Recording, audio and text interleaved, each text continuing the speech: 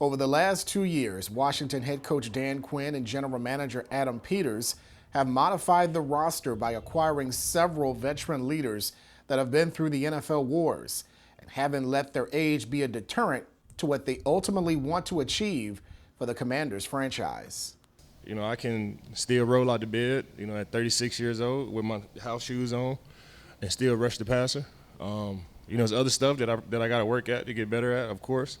But the main thing for me is rushing the passer. I can do that right when I wake up, fresh out of sleep. When you've played a lot of ball and you've seen a lot of ball, you understand ball, right? And so you can communicate that to the younger guys who maybe haven't seen a lot of ball.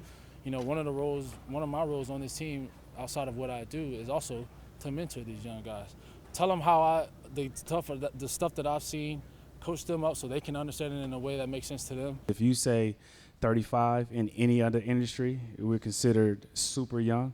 But, 35 in this industry, you almost think that we like 200 years old or something. It's always kind of funny if you watch a guy that's been in the game for a long time that understands, and you watch like a rookie, there's not that many steps, because you know where the ball's going. So he might take 10 steps to get to where he needs to, while I'll just take 2.